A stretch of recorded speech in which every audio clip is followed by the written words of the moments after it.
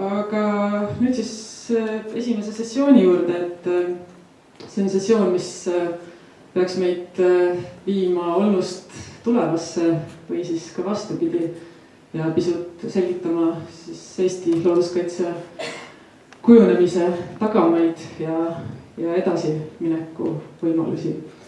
Ja ma palukski esimeseks ettekandjaks siia Udo Timmi, kes räägib meile siis muutustest loodushoia korraldamisel Eestis.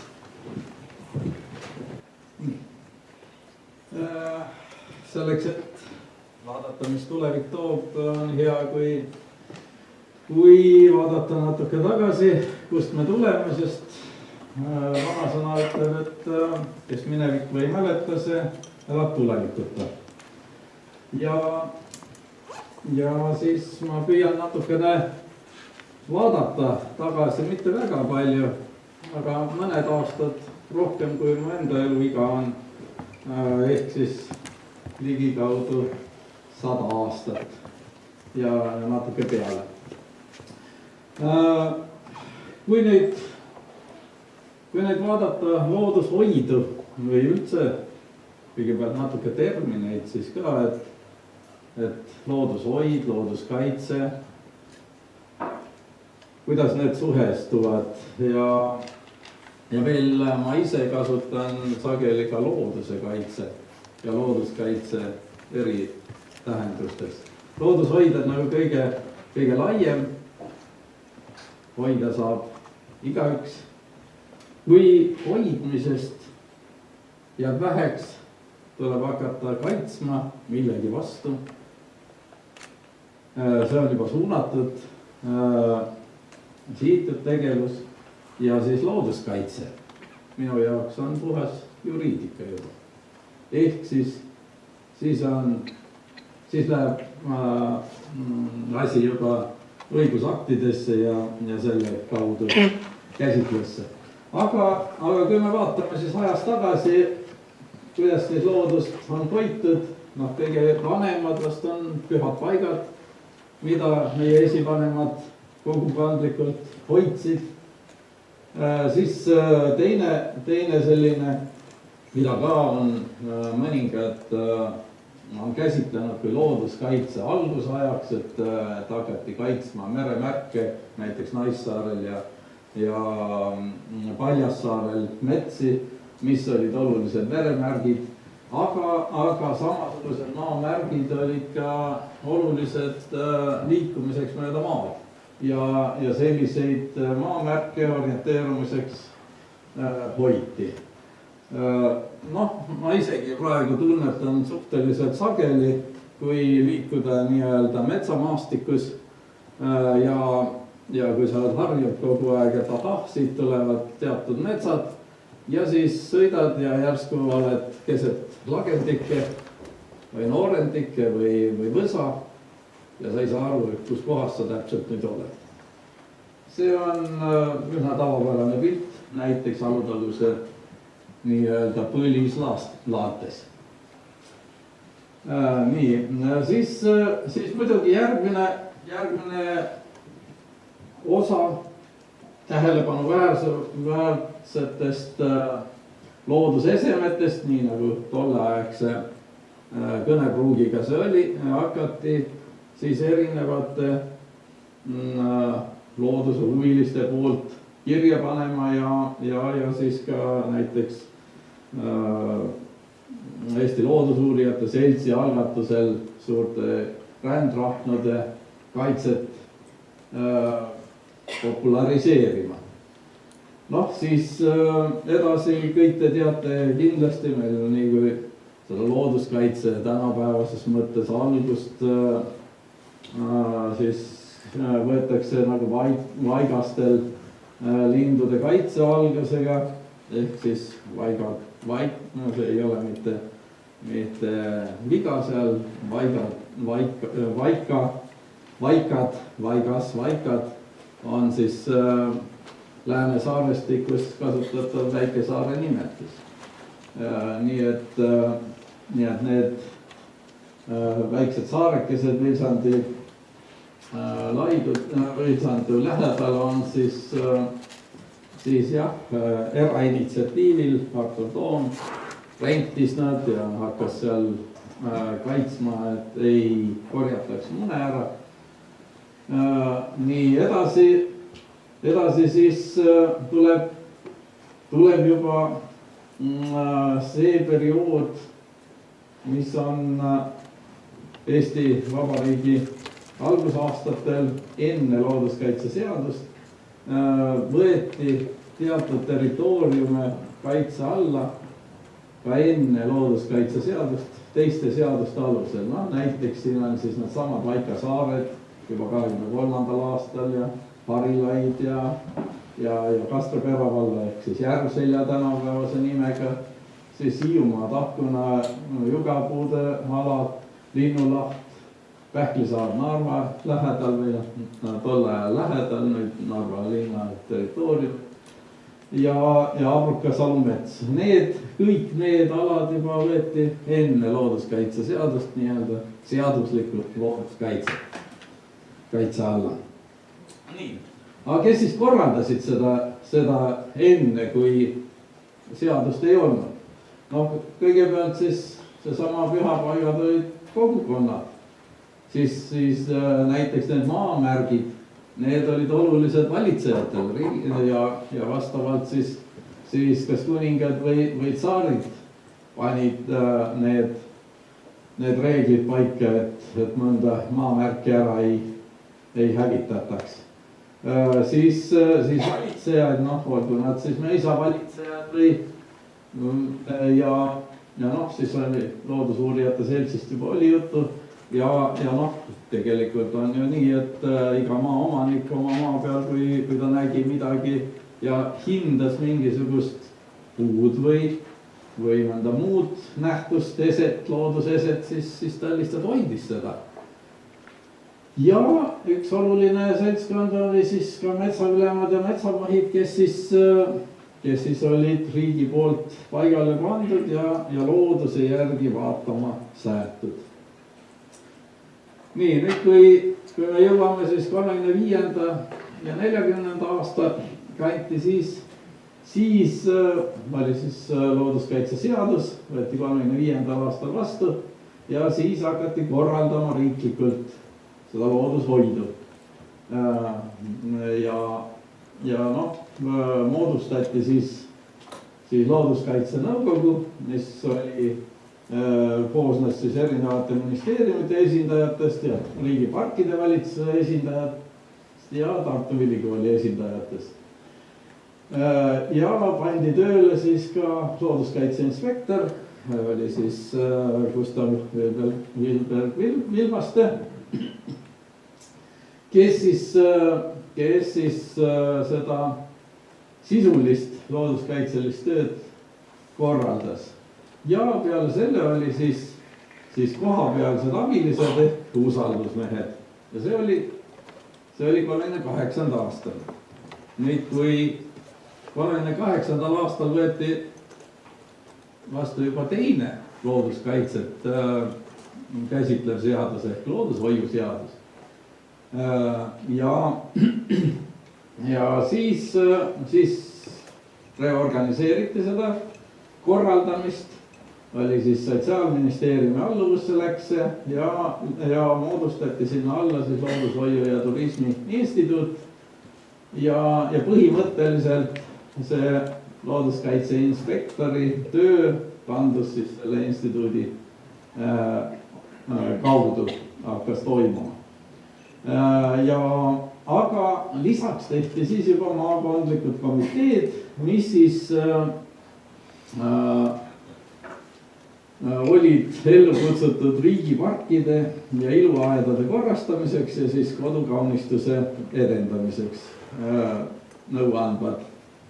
Ja looduskaitse usaldusmehed muudeti sooneutraalsuse mõttes looduskaitse usaldustegelasteks ja neid oli siis 40.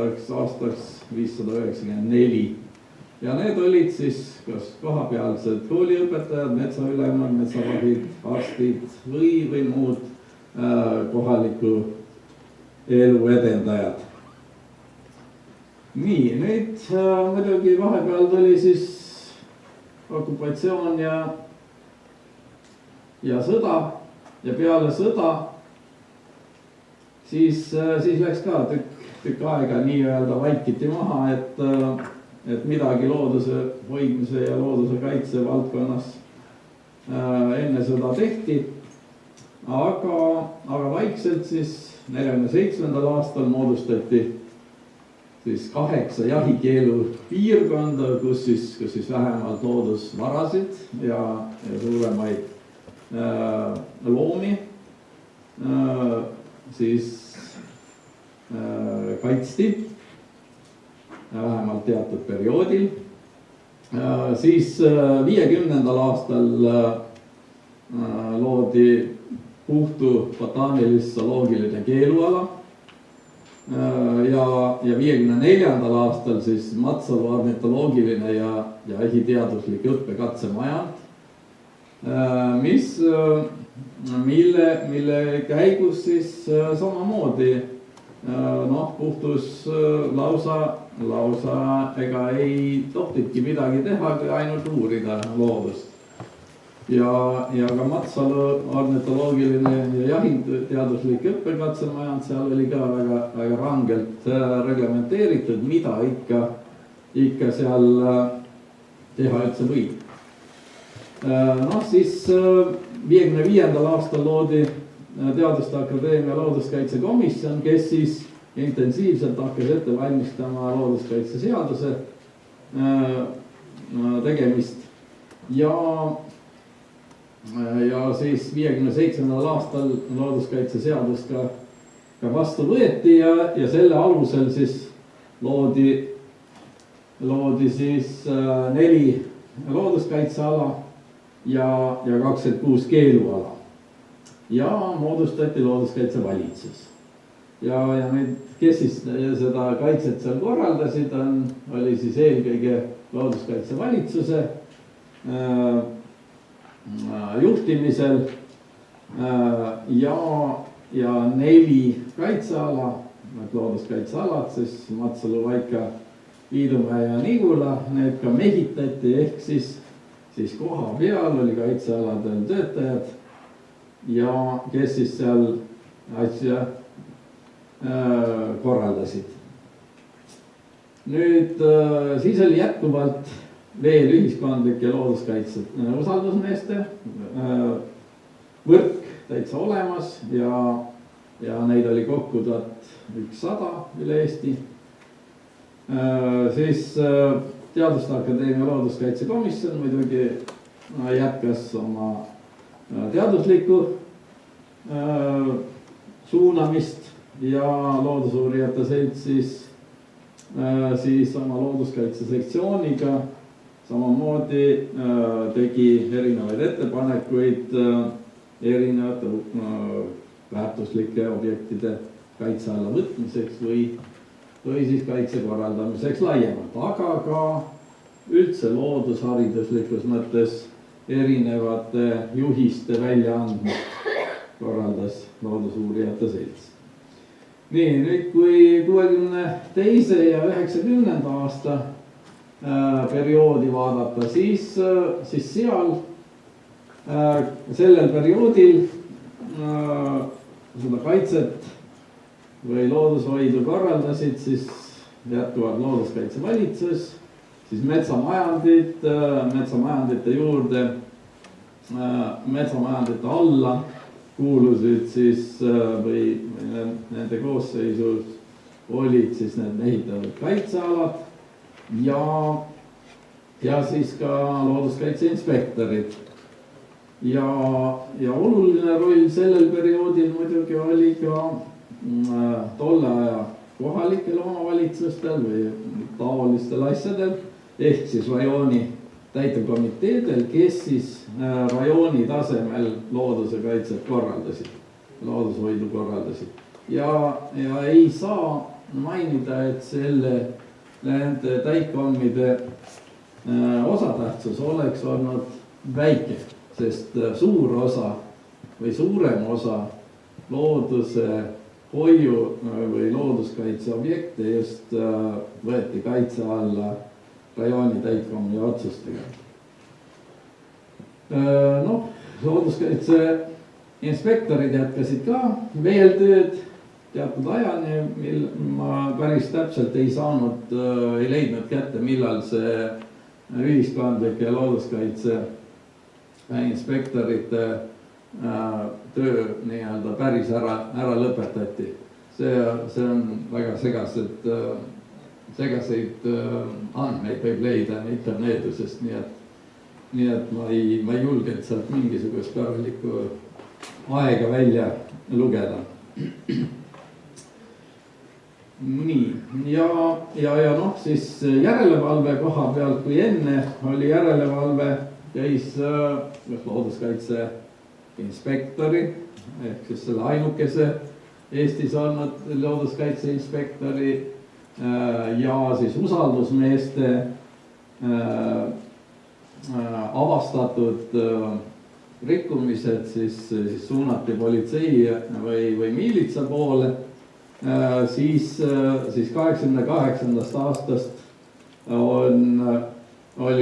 loodi riiklik looduskaitse inspektsioon, mis siis tegutses kuni 91. aastani.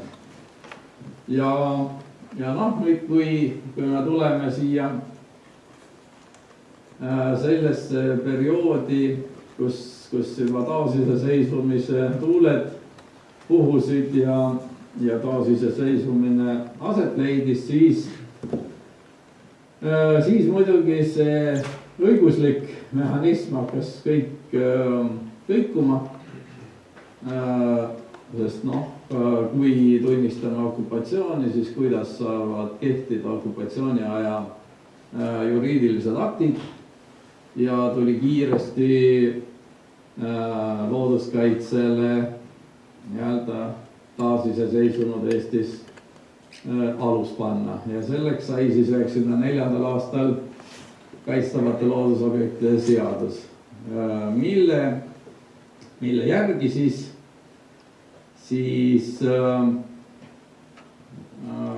kaitsekorraldaja põhiliseks kaitse korraldamise eestvedamine käis siis Keskkonnaministeeriumi kaudu. Siis olid olemas 16 administratsiooniga kaitseala ja siis peale selle 90 kuni 2000 oli maavalitsuste juures olid keskkonnaosakonnad, kus siis oli ka loodushoiu ja looduskaitse inimesed tööl, kes siis nii-öelda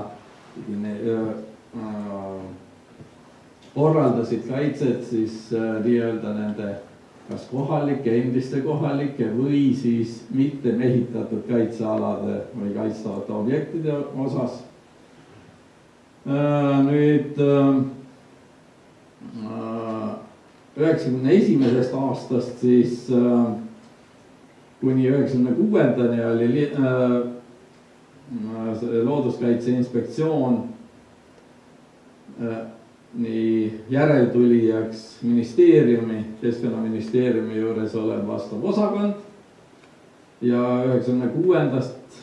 edasi siis juba keskkonna või noh, 97. siis Keskkonnainspektsioon ja 2000. aasta siis tehti järgmine reform ja kuni 2005. aastani olid siis Keskkonnaministeeriumi juures ka maakondlikud keskkonnateenistused ja alates 94. aastast tuleb taas päevakorrale omavalitsuste tase, mis on siis seaduses võimalus antud, et kohalikud omavalitsused võivad ja saavad siis kohalikul tasemel loodushoidu korraldada, sealhulgas ka kaitstavaid alasid moodustada. No ja selle perioodi üks märksõna on muidugi suure hulga vabaühenduste tekkimine, kes siis looduskaitse või loodushoiuga üht või teistpidi kokku puutuvad, olgu nad siis nimetatud sinna, et näiteks Eestimaa Looduse Fond ja Pärandkoosluste Kaitseühing ja nii edasi. Neid ühinguid on, vabaühendusi on hulga. Nii, ja nüüd 2006–2019, kes siis korraldavad nii-öelda looduse hoidu, kaitset, on siis ministeerium. 2006–2009 oli siis Looduskaitsekeskus tehti, 2009. aastast siiamaani siis Keskkonnaamet, siis kohalikud omavalitsused, inspektsioon siiamaani praegu. Kui kauaks, ei tea, ja mis tast edasi saab, kuidas saab, ei tea, ja vabaühendused. Nii, see oli nüüd kiire ratsutus meenutamaks, kust me oleme tulnud ja milliseid imelikke organisatsioone kõike me oleme siin Eestimaa peal näinud, kes siis looduse kaitset on korraldanud. Nii, nüüd mis me sellest teadmisest peaksime endale kaasa võtma. Ma toon siia välja ühe sellise 3 maailma skeemi. Meil on loodus. Seda loodust me püüame purki ajada nimega arvutid ehk virtuaalne maailm. Ja me teame seda, et kunagi ei ole võimalik loodusest kõiki arvutisse toppida. Ja siis on meil olemas 3. maailm, on juriidiline maailm. Selle abil kuuakse ja meid, kui me rikume midagi. Eelkõige just juriidilise maailma sätteid.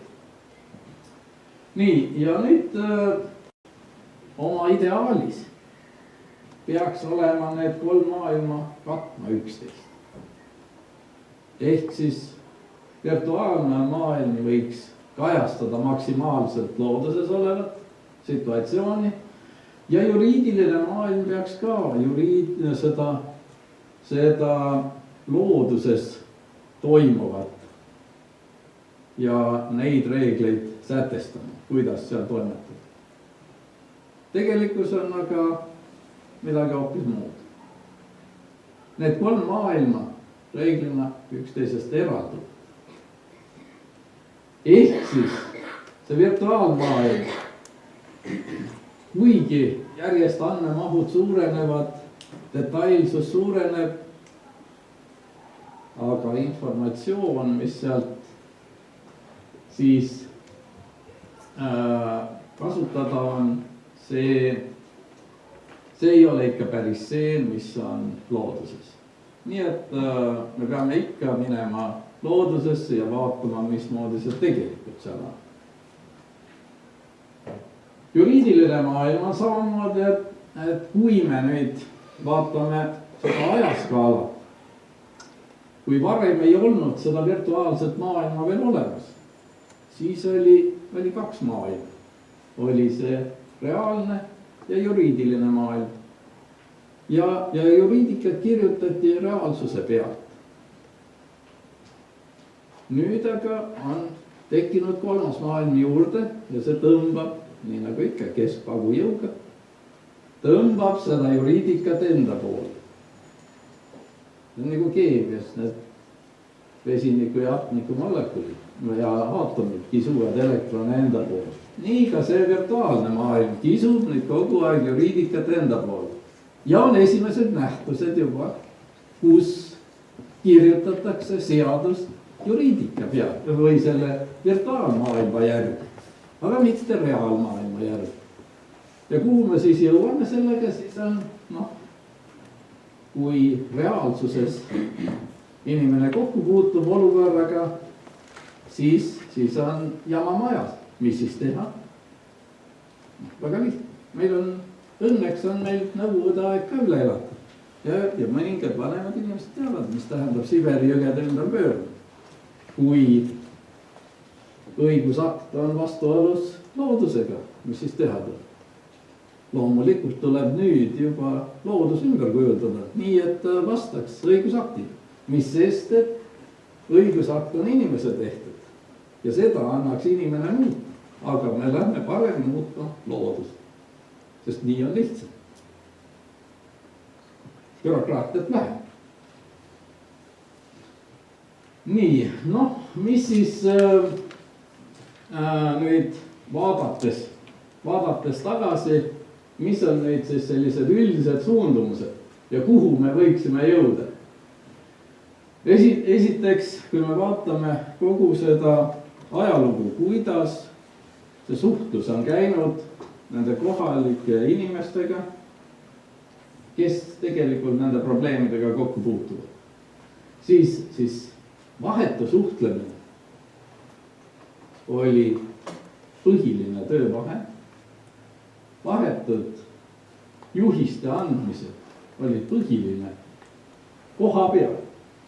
Käidi koos kohal, oli see metsas või niidul või kuskil mujal ja selgitati vahetult, miks pärast oli nii või teisiti ja miks selline asi on halb. Selline asi on väga kõvasti vähenenud. Teine ja see on kahtepidi vähenenud. Ühelt poolt siis need õnnetud või kellel see probleem on seal ja kes tahab probleemi lahendada. Need ei saa otsesest allikast seda infot enam. Ja teistpidi see, kes selle suhtluse partner on, ehk siis see kaitsekorraldaja, tema jälle ei tea, missugune olukord täpselt seal koha peal on.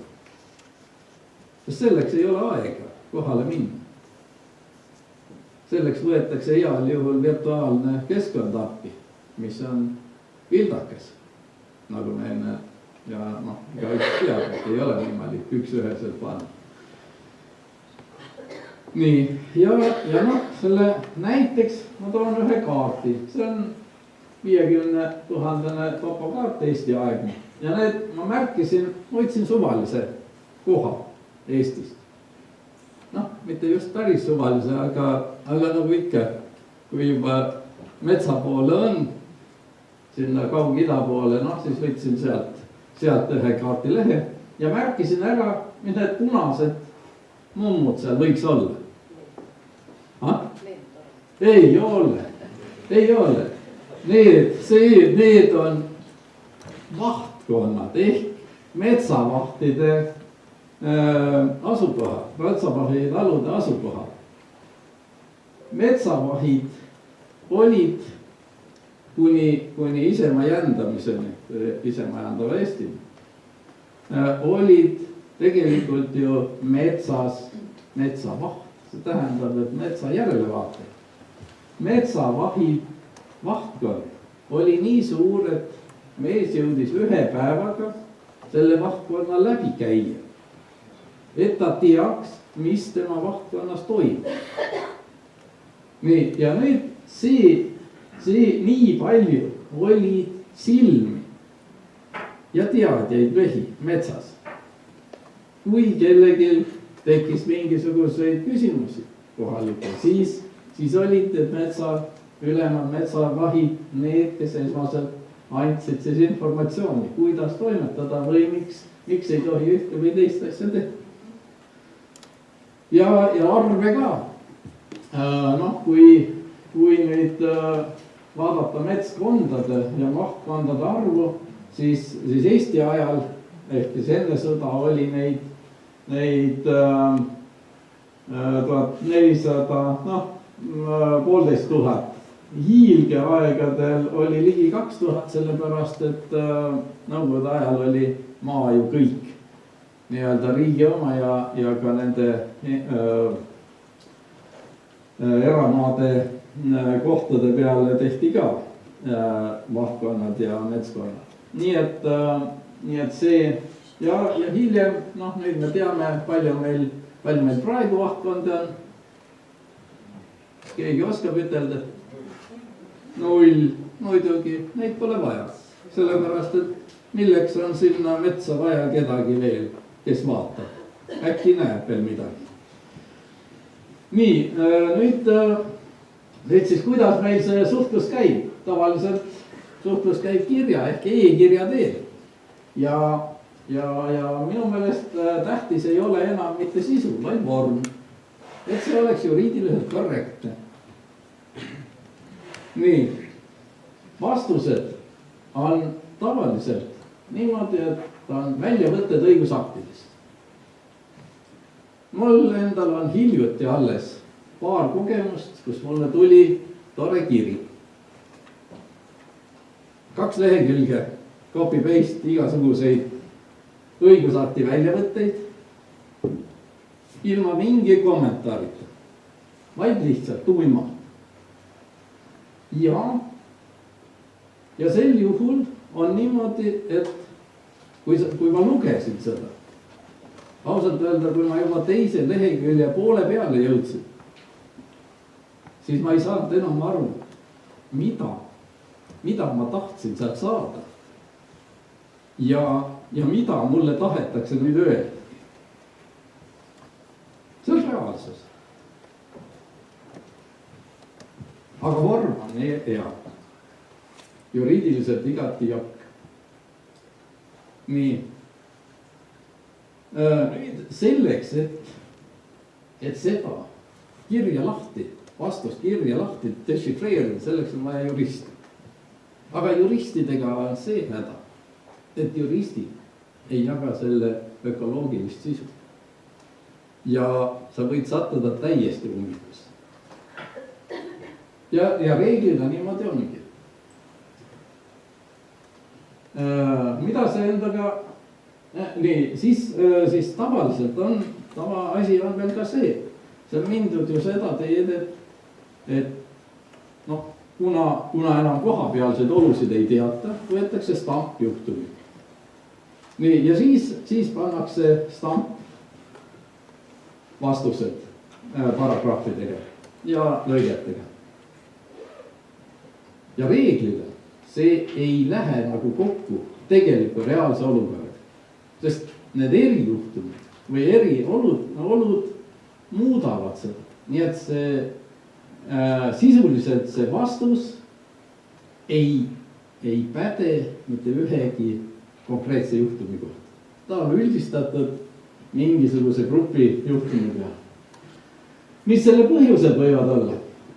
Noh, esiteks on see, et need piirkonnad, mida siis üks ametnik peab haldama ja neid probleeme lahendama, need on nii suured. Noh, võtame näiteks praegu Keskkonnaamet ja see on tore. Mõningad regioonid on meil, näiteks Põhjaregioon hakkab Nõvast kuni Narvani. Noh, pole paha. Ühe päevaga võib-olla sõidaks isegi läbi ühest otsast teise. Aga sellist pilti nii nagu vahtkondadel ja metsavahtidel on, seda ei ole lootagi, et sealt saab. Teine on see, et neid erinevaid objekte on niivõrd palju, et see kirjusus selleks, et neist üle käia, peab olema teatud aeg töötanud nende objektidega. Vastasel korral sa lihtsalt ei tea, millest jutt käib. Aga kaadrivoolavus on selle eest päris hea. Nii et ma küll statistikat ei teinud, kui palju nüüd neid keskmine staaž nendel on. Ja noh, siis muidugi see kogemuste vähesus ja kitsas probleemi käsitlus, mida ka Tiit juba ütles, et nähakse ühte detaili, aga tervikut ei nähta. Nii, ja nüüd õigusloomes oli, seda ma juba korra ütlesin, et sageli nüüd on õigusaktides lähevad järjest detaili sisse.